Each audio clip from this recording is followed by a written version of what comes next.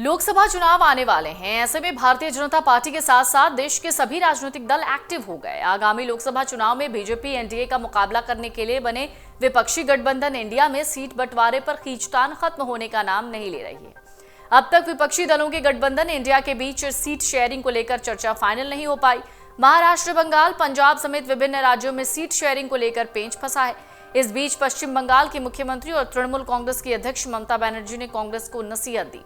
इसके साथ ही उन्होंने साफ कहा कि कांग्रेस को कितनी सीटों पर चुनाव लड़ना चाहिए। पश्चिम बंगाल में कांग्रेस के साथ सीट शेयरिंग पर तकरार के बीच ममता बनर्जी ने अपने बयान में कहा कि कांग्रेस लोकसभा की 300 सीटों पर चुनाव लड़ सकती है। उसे कुछ क्षेत्रों को पूरी तरह से क्षेत्रीय दलों के लिए छोड़ देना चाहिए, लेकिन वो अपनी मनमानी पर अड़ी है।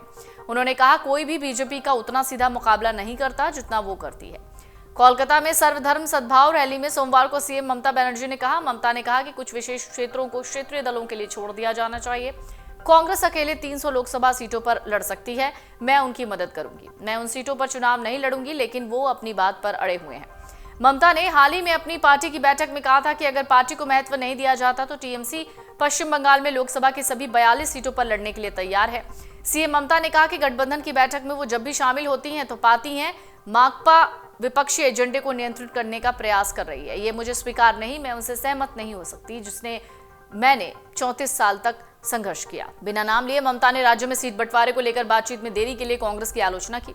वहीं ममता बनर्जी ने इससे पहले कहा था कि अगर सीट बंटवारे में उचित महत्व नहीं दिया गया तो उनकी पार्टी राज्य की सभी 42 लोकसभा सीटों पर अकेले चुनाव लड़ने के लिए तैयार है। दरअसल मुख्यमंत्री ममता बनर्जी ने 19 जनवरी को मुर्शिदाबाद में पार्टी की जिला इकाई के साथ बंद कमरे में बैठक की।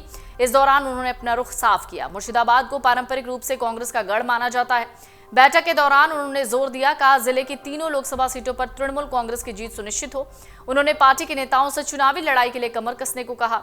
इस बैठक के बाद तृणमूल कांग्रेस के एक वरिष्ठ नेता ने कहा कि हमारी पार्टी सुप्रीमो ममता बनर्जी ने साफ कहा है कि तृणमूल कांग्रेस इंडिया गठबंधन के सबसे महत्वपूर्ण साझेदारों में से एक है, लेकिन बंगाल में तृणमूल को दरकिनार कर अगर आरएसपी भाकपा माकपा को ज्यादा महत्व दिया जाता है तो हम अपना रास्ता खुद बनाएंगे और सभी 42 सीटों पर लड़ने और जीतने की तैयारी करेंगे। इस बीच खबर यह भी है कि पश्चिम बंगाल की सत्तारूढ़ पार्टी टीएमसी ने राहुल गांधी की भारत जोड़ो न्याय यात्रा से दूर रहने का फैसला किया।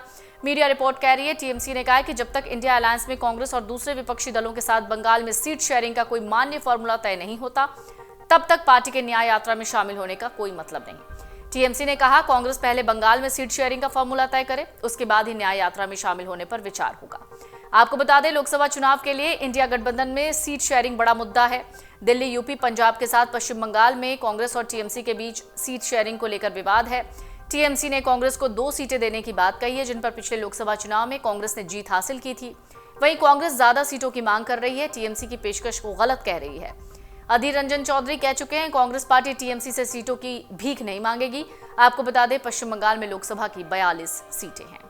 अगर आप ये वीडियो YouTube पर देख रहे हैं तो हमारे चैनल को सब्सक्राइब करें और बेल आइकन को दबाना ना भूलें। अगर आप Facebook पर ये वीडियो देख रहे हैं तो हमारे पेज को लाइक करें।